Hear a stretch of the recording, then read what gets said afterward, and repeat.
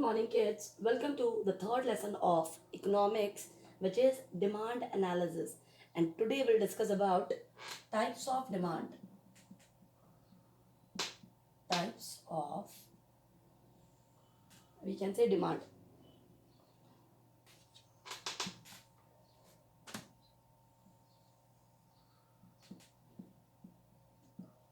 Types of demand. As I told you that demand means desire, wish plus willingness to pay. Demand, आज हम लोग demand के बारे में पढ़ते हैं बच्चों. मैंने इससे पहले भी आपको बताया था कि डिमांड एक्चुअल में क्या होती है. एक डिज़ायर, एक विश और we can say ability to pay और विलिंगनेस टू बाय. एक डिमांड जो भी होती है, डिमांड तो कोई भी कर सकता है ना. एक गरीब इंसान भी किसी पर्टिकुलर चीज़ की डिमांड कर सकता है. But the thing is that उसके पास में एबिलिटी टू परचेज नहीं होती है, एबिलिटी टू बाय और विलिंगनेस टू बाय.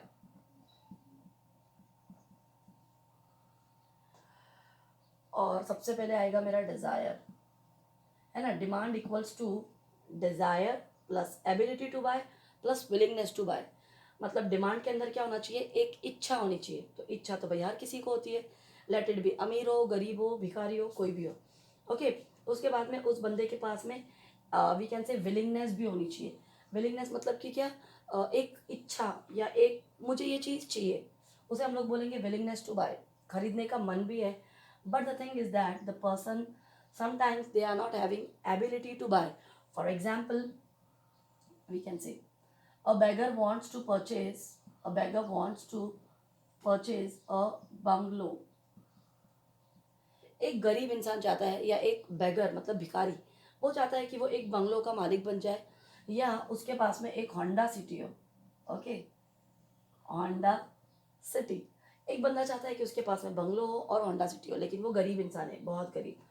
तो उसकी इच्छा तो है कि उसे बंगला और होंडा सिटी चाहिए, वो चाहता भी है कि उसे वो मिले. But the thing is that उसके पास में इतने पैसे अवेलेबल नहीं है. Means not able, the person is unable to purchase the same या अनएबल टू बाय. उसे ही बोल देंगे हम लोग एबिलिटी. तो ये सब कुछ हमने देखा था हमारे वी कैन से डिमांड के मीनिंग के अंदर. आइए देखते हैं अब हम लोग कि we can say types of demands क्या क्या होनी चाहिए या क्या हो सकती है. तो let's have a look toward it. First one is direct demand, then indirect demand,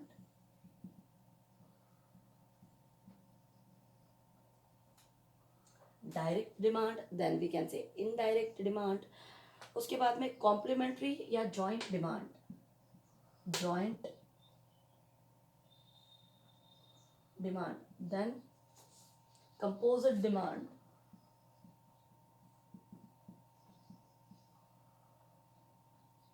composite demand, and last one is competitive demand.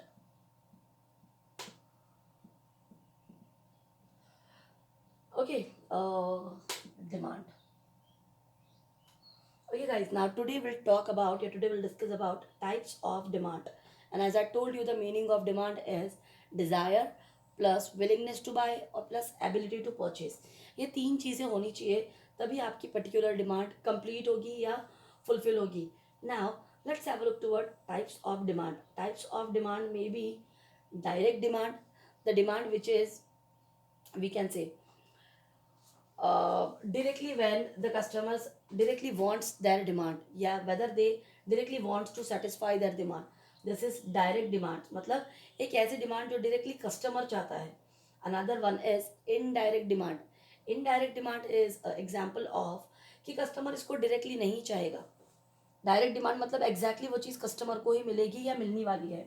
Indirect demand की अगर हम एग्जाम्पल लेते हैं तो इनडायरेक्ट डिमांड इनडायरेक्टली कस्टमर के पास आती है. जॉइंट डिमांड में आ जाता है एक ऐसी डिमांड जिसके लिए एक चीज़ खरीद के मतलब नहीं है, दूसरी चीज़ जब तक मैं उसकी वी कैन से जॉइंट में नहीं खरीदूँ तब तक मेरी वो पर्टिकुलर डिमांड फुलफिल नहीं होगी.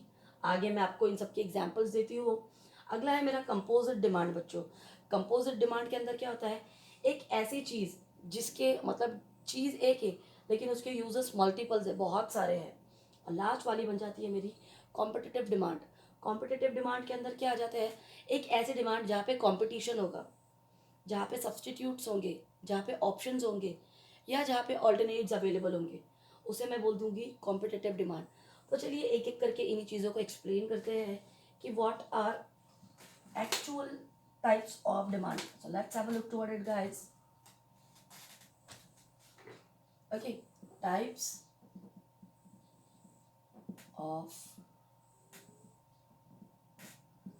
demand. The first type is direct demand.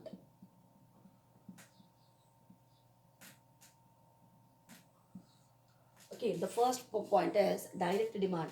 It is a demand by a consumer for goods which satisfy their wants directly. If the wants directly satisfies the need of customer,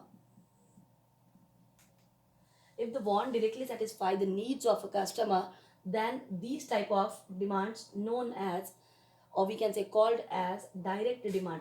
एक ऐसे demand बच्चों जो directly हमारी customers की ज़रूरतों को पूरा कर देगी कस्टमर्स के, उन डिमांड्स को हम लोग बोल देंगे बच्चों डायरेक्ट डिमांड के, जिसकी बेसिस पे हमारे कस्टमर्स की डायरेक्टली डिमांड कंप्लीट हो जा रही है या फुलफिल हो जा रही है। Now they serve direct consumption needs to the consumer. They serve they serve, we can say, direct consumption needs, they serve direct consumption needs to the customer। As I told you that direct demand means where the needs are directly satisfied, when the needs of a customers are directly satisfied, this is known as direct demand। And in direct demand they serve direct consumption needs to the customer। इसमें customer की needs को directly या we can say automatically fulfil कर दिया जाता है या satisfy कर दिया जाता है। आइए देखते हैं इस टाइप की एग्जांपल्स हम लोग की क्या होना चाहिए। Thus it is the demand for consumer goods, and usually it is consumer goods,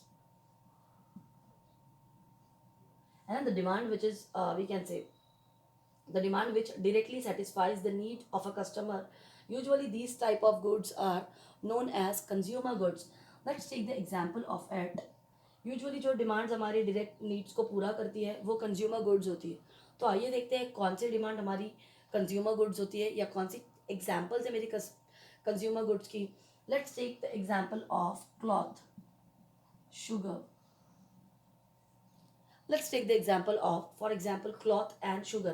As I told you guys that the wants directly satisfy the needs of a customer। For example, a person want a cup of tea, a person needs or a person wants a cup of tea, and when the person needs or wants the same, he wants that particular cup of tea, and once the person is grabbing the same, so at that time it's known as direct demand, because directly the person is intaking or we can say consuming the same things, that's why it is direct demand। एक बंदा चाहता है एक cup चाय पीना, या एक cup चाय वो चाहता है पीने के लिए इमिडिएटली, या वो एक स्कूप शुगर खाना चाहता है इमिडिएटली, वो बंदा शुगर लेगा अपने मुंह में डाल देगा, जिसकी वजह से क्या हो रहा है वो डायरेक्ट उस चीज़ को इनटेक कर रहा है, ग्रैब कर रहा है या कंज्यूम कर रहा है। जब बंदा एक्सक्यूज मी, जब बंदा किसी चीज़ को डायरेक्टली इनटेक करेगा, ग्रैब करेगा या खुद के ऊपर इंप्लीमेंट करेगा, उसे हम लोग बोल देंगे बच्चों direct demand. And the examples of direct demand are we can say cloth and sugar. Cloth भी इंसान खुद के लिए यूज़ करेगा, शुगर भी खुद ही के लिए यूज़ करेगा। Let's have a look toward another type of demand which is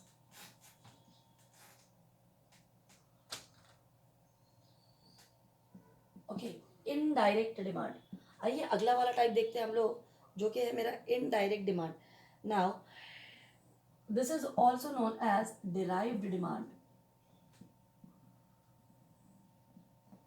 okay indirect demand को हम लोग डिराइव्ड डिमांड भी बोल सकते हैं। अब कैसे डिराइव्ड डिमांड होगी वो आइए देखते हैं। It refers to we can say demand for goods, it refers to it refers to demand for those goods which are for those goods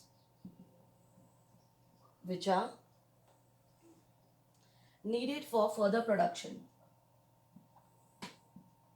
needed for further production. Okay, as I told you that indirect demand means it's also known as or called as derived demand. Indirect demand को हम लोग derive demand भी बोल सकते हैं बच्चों. इस demand में एक्चुअल में होता क्या है, ये एक ऐसी डिमांड होती है वी कैन से जो फर्दर प्रोडक्शन के लिए ज़रूरी होती है या चाहिए होती है, उसे हम लोग बोल देंगे इनडायरेक्ट डिमांड. एक ऐसी डिमांड जो फर्दर प्रोडक्शन के लिए बहुत ज़्यादा ज़रूरी होती है. आइए वो डिमांड क्या होती है अब हम लोग देखते हैं. फॉर एग्जाम्पल है ना, demand for workers in, demand for workers in sugar factory. Okay, demand for workers in, let it be sugar factory or cloth factory, is your indirect demand. जैसे कि मैंने इससे पहले एग्जाम्पल में आपको दिखाया बच्चों की डायरेक्ट डिमांड क्या थी, शुगर और क्लॉथ. ये मेरे लिए डायरेक्ट डिमांड थी, मतलब मुझे शुगर चाहिए थी मिल गई, मुझे क्लॉथ्स चाहिए थे मिल गए. This is direct demand. ना व्हाट इज इनडायरेक्ट डिमांड बच्चों, इनडायरेक्ट डिमांड मतलब कि मुझे शुगर और क्लॉथ अगर चाहिए है ना, if I want sugar and cloth, तो इनडायरेक्टली उस पर्टिकुलर जहाँ जो भी एक फैक्ट्री है या इंडस्ट्री है, उस इंडस्ट्री में वर्कर्स भी होने चाहिए. शुगर फैक्ट्री में या कपड़ों की फैक्ट्री में जब तक वर्कर्स काम नहीं करेंगे ना मुझे शुगर मिलेगी ना मुझे क्लॉथ्स मिलेंगे. Got it guys. So indirect demand is a derived demand and the examples of it is demand for workers in sugar factory या in cloth factory. वर्कर्स अगर फैक्ट्री में होंगे ही नहीं तो ना शुगर बनेगी ना क्लॉथ बनेगी. तो मुझे चाहिए शुगर बट उसके लिए वर्कर्स भी चाहिए, वर्कर्स काम करेंगे तभी शुगर मुझे मिलेगी. तो दिस इज इनडायरेक्ट डिमांड. आइए अगला टाइप देखते हैं इसका कि क्या होना चाहिए.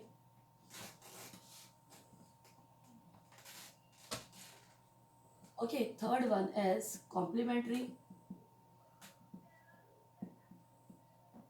or joint demand. Okay, complementary or joint demand means what? When two or more goods are demanded jointly. When two or more goods, when two or more goods are demanded jointly, are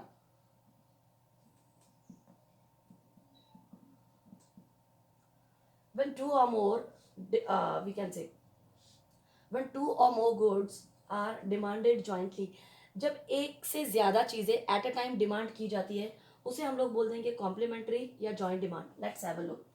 for example pen. I have a pen but the pen is useless without ink. उस pen में जब तक कि ink नहीं डालेंगे वो pen मेरे लिए क्या है, बेकार है. I have a car, I have a car but I don't have petrol या we can say diesel in my car. So if I am not having petrol and diesel to run my car, so in that case my car is useless. This is known as joint demand guys. Okay, at a time two or more goods are demanded jointly. एक साथ में मुझे pen भी चाहिए और उसमें ink भी चाहिए, कार भी चाहिए और उसमें डीजल भी चाहिए, तभी मेरी कार चलेगी. तो जॉइंट डिमांड क्या हो गया बच्चों कि दो चीज़ों को ज्वाइन करके जो डिमांड बनती है, this is your joint demand. Let's have a look toward the another one which is composite demand.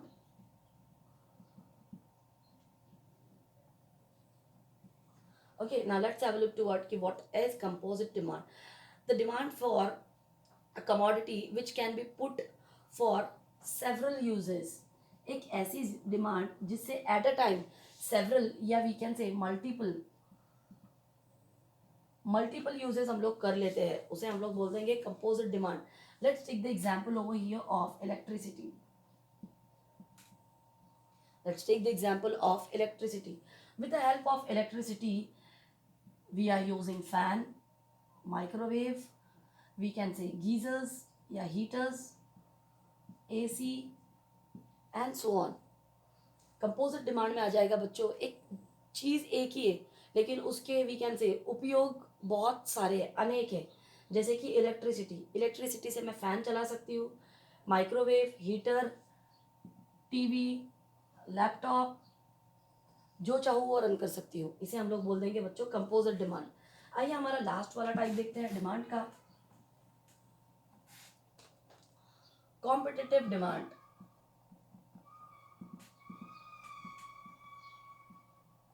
Now let's have a look toward कि exactly what is competitive demand.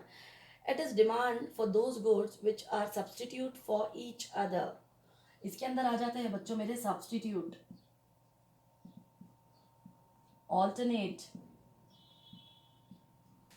देखिए कॉम्पिटिटिव डिमांड मतलब कि क्या होती है। For example, अगर परिवार T के चार्जेस बढ़ चुके हैं या उसकी प्राइसेस इंक्रीज हो चुकी है, इमीडिएटली हम लोग वी कैन से कोई और एक चाय रहेगी, जैसे कि ब्रूक बॉन्ड है for example, Brooke Bond tea है, हम लोग उसकी तरफ स्विच कर जाएंगे। जैसे कि मार्केट में सब्सटीट्यूट्स अवेलेबल है, एक चीज़ की प्राइसेस बढ़ी, इमीडिएट हम दूसरी चीज़ की तरफ शिफ्ट हो गए या मूव हो गए। For example T, coffee, sugar और जैगरी। अगर टी महंगी हो गई तो मैं इमीडिएट कॉफ़ी की तरफ स्विच कर दूँगी। ओके, ये हो जाती है मेरी competitive demand. Thank you so much.